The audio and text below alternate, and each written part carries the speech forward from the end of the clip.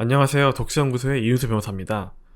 오늘은 약 3주 전에 출간된 비즈니스 분야의 명저, 하트 오브 비즈니스라는 책을 여러분들께 소개해드리려고 합니다.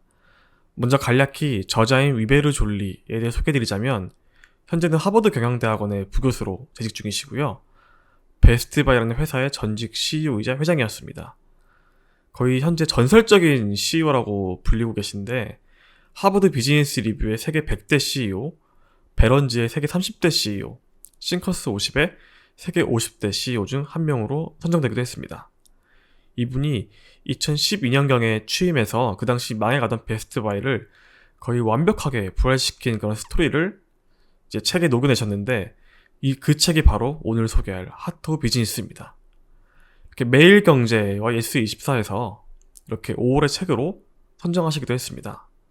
책 내용이 너무 좋았던 게, 회사를 경영하는 리더뿐만이 아니라 이 신입사원들에게까지 정말 모두에게 유익할 수 있는 그런 내용이 가득했던 것 같습니다. 우선 먼저 이 베스트바이를 부활시킨 스토리를 간략하게 한번 들려드릴게요. 그 당시 많은 기업 경제 분석가들이 이 베스트바이가 2012년에 파산하거나 사모펀드 기업에 인수될 것이다, 이렇게 예측하던 상황이었습니다. 이런 상황에서 위베르 졸리는 베스트바이의 CEO로 경영을 맡게 되었는데, 보통 다 죽어가는 기업을 살려야 되는 상황에서 CEO를 맡으면 다음과 같은 이런 전통적인 기업 회생 절차를 따른다고 합니다. 첫째로 매장의 30에서 40%를 폐쇄하고 부동산을 매각한다. 둘째, 약 3, 4만 명에 이르는 직원을 대량으로 해고한다. 셋째, 제품 카테고리를 줄인다. 넷째, 공급업체를 쥐어짜 단가를 낮춘다. 다섯 번째, 그런 다음 높은 인센티브를 받는다. 이런 대량 해고 같은 게 정말 전형적인 미국 느낌이 나죠? 그러나 위베르는 다른 전략을 택했습니다. 이 위베르는 전 직원이 베스트바이의 기업회생 계획인 리뉴블루라는 계획에 적극 참여하도록 유도했고, 일자리 축소와 매장 폐쇄를 최후의 수단으로 밀어놓고 매출 신장과 마진 개선을 최우선 과제로 삼았습니다.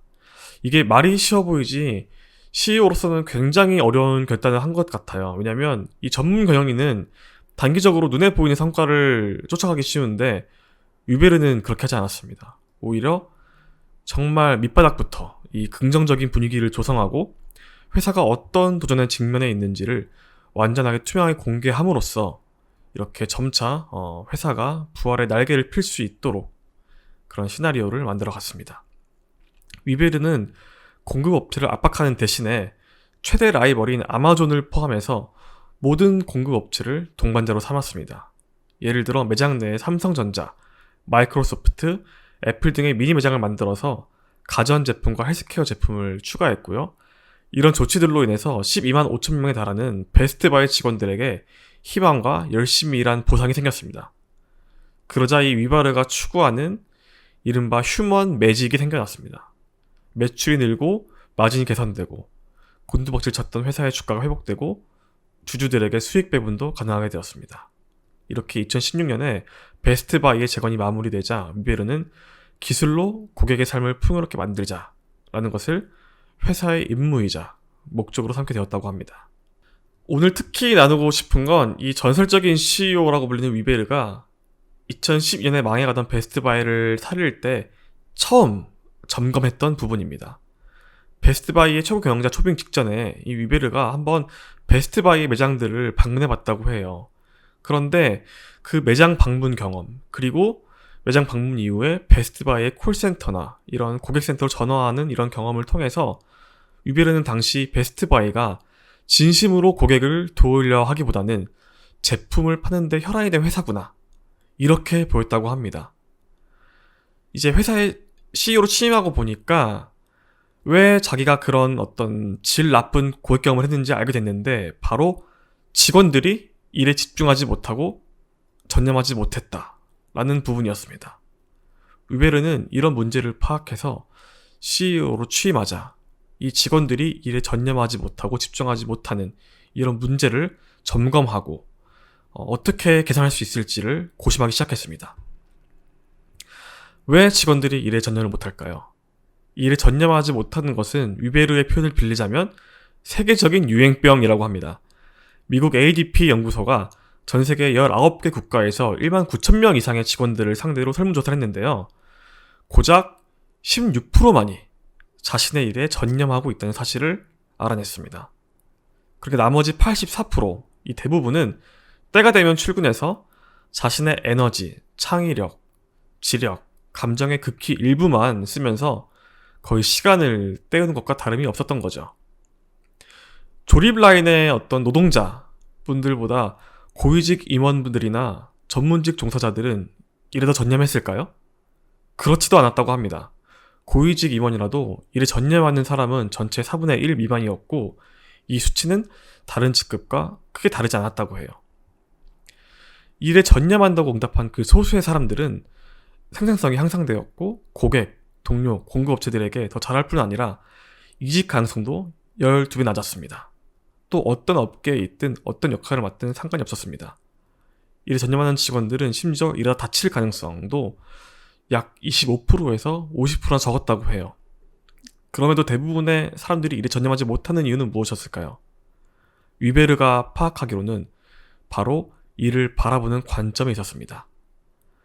일을 돈을 벌어야 하기 때문에 할 수밖에 없는 고통스럽고 어려운 일종의 부담처럼 느꼈기 때문이죠. 그러나 위베르는 직원들이 일의 목적, 의미, 원동력을 찾을 수 있도록 정말 많은 노력을 기울였습니다. 이게 바로 위베르가 베스트바이를 부활시키기 위해 집중한 첫 번째 목표였다고 봐도 과언이 아닙니다. 위베르가 이 기업을 살리기 위해선 직원들의 일의 목적과 의미를 되찾는 게 급선무다. 이렇게 생각한 것은 그가 가장 큰 영향력을 받았다고 말하는 빅터 프랭클의 죽음의 수용소에서와 관련이 깊습니다. 네, 이 책은 워낙 유명한 책이죠. 그 위베르 CEO가 자신에게 가장 큰 영향력을 준 책이라고 했지만 정말 위베르 CEO 말고도 정말 우리나라의 많은 분들도 이 책을 통해서 큰 감명을 받고 영향을 받았을 것 같습니다. 이 빅터 프랭클 박사가 나치의 유태인 수용소에 수감되면서 이제 발견한 것이 끔찍한 경험과 고통 속에서도 어떻게든 의미를 찾아내려 한 사람들이 생존할 가능성이 높았다라는 것이었어요. 그러니까 삶은 권력이나 쾌락을 추구하는 것이 아니고 오히려 의미를 추구하는 것이다. 이런 결론을 내리게 된 것이죠. 자, 그럼 목적이나 의미를 찾는 방법은 무엇이 있을까요? 일단 위베르 CEO의 말로는 방법론적으로는 굉장히 다양한 것이 있다고 합니다. 그런데 어떤 방법을 활용하든 우리가 찾아야 하는 목적의 본질은 같습니다. 위베르는 여러분들에게 에너지를 주는 것, 여러분을 움직이는 것, 간절히 원하는 것, 세월의 시험을 견디는 것을 찾아야 한다고 말합니다. 그래도 이 방법론적인 부분을 아는 것이 저와 여러분에게 또 많은 도움이 되니까 여러 방법 중에 위베르 CEO가 굉장히 유용하다고 소개한 이 앙드레 주지나라는 작가의 방법을 하나 소개해 보겠습니다. 단순히 일의 목적이라고 하면 뭔가 추상적이고 거창해 보이죠. 떠올리기가 쉽지 않습니다. 그런데 이 앙드레 주지나라는 작가가 고안한 방법을 보면 4가지 조건의 공통적인 분모, 집합을 통해서 비교적 목적을 구체화해 볼 수 있는 것 같습니다. 살펴보면 당신이 잘하는 것, 당신이 대가를 받을 수 있는 것, 세상이 필요로 하는 것, 당신이 사랑하는 것, 이 4가지가 모두 충족되는 공통 부분이 목적이라고 하고요. 이 4가지 중에 2가지 정도만 공통적으로 겹치는 부분을 열정, 임무, 직업, 천직 이렇게 분류하고 있네요. 위베르 CEO는 직원들을 한자리에 모아놓고 이런 질문을 던졌다고 해요. 여러분들을 움직이는 원동력은 무엇입니까? 이 질문에 대한 베스트바이 직원들의 답은 생각보다 단순하고 인간적이었습니다. 어떤 한 매니저는 자신이 가장 사랑하는 셜리 할머니와 세상 곳곳을 둘러보는 것, 다른 매니저는 직원과 고객이 자신의 희망과 꿈을 실현할 수 있게 돕는 것, 한 인사 매니저는 사람들이 평소에 가능하다고 생각했던 것 이상을 해낼 수 있게 가르치고 개발하고 영감을 주는 것이 자신의 원동력이라고 답했습니다. 이런 직원들의 원동력과 의미를 한 곳에 모으니 베스트바이가 공동체와 사회에 기여하게끔 하자, 이런 공통의 목적이 생기게 되었습니다. 이러한 목적 하에 베스트바이는 그때부터 완벽한 부활의 날개를 펼치기 시작했습니다. 이 이야기는 단순히 한 기업의 부활 스토리가 아닙니다. 베스트바이의 놀라운 변화는 달리 말해 이 기업이라는 조직을 이루고 있는 수많은 직원들 한 명 한 명의 변화가 쌓여서 이루어진 것이죠. 쉽게 말해서 베스트바이 직원들의 인생이 긍정적으로 변한 겁니다. 삶의 목적과 의미를 찾으며 일하게 됐고, 이런 직원들 한 명 한 명의 긍정적인 변화가 모여서 망해가는 기업이 되살아나게 된 것입니다. 또 이 베스트바이 놀라운 부활 스토리는 단순히 저 바다 건너 낯선 기업의 이야기가 아닙니다. 이거는 우리 자신의 부활 스토리로 될 수 있습니다. 앞서 말씀드렸듯이 한 연구에서 자신의 일에 전념하는 사람들이 1만 9천 명 중에 16% 정도에 불과하다고 말씀드렸죠. 여러분은 이 16%에 속하시나요? 아니면 저는 이 16%에 속할까요? 지금까지 뭔가 열심히는 살아왔는데 아직 저도 이 삶의 목적을 제대로 그려보고 생각해보지 못했던 것 같습니다.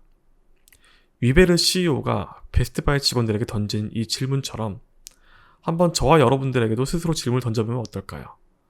저와 여러분을 움직이는 원동력은 무엇입니까? 나아가서 이 그림처럼 여러분이 사랑하는 것, 여러분이 잘하는 것, 세상에 필요한 것, 여러분이 대가를 받을 수 있는 것의 가운데 겹치는 부분에 무엇이 있으신가요? 이 목적을 찾고 이 목적을 마음속에 새기면서 하루하루 일에 전념하신다면 분명 여러분은 언젠가 이 사회에 굉장히 중요하고 또 필요한 일을 하게 되시지 않을까, 그런 생각이 드네요. 네, 오늘은 이렇게 한 기업의 변화의 시초이자 한 인간의 변화의 시초라고도 할 수 있는 일의 목적에 대해서 한번 얘기해봤습니다. 이 하트 오브 비즈니스는 책 내용이 너무 좋아서 아마 한두 차례 정도 더 리뷰를 진행할 수도 있을 것 같습니다. 오늘은 여기서 마무리하겠고요. 다음 시간에도 유익한 내용으로 찾아뵙도록 하겠습니다. 감사합니다.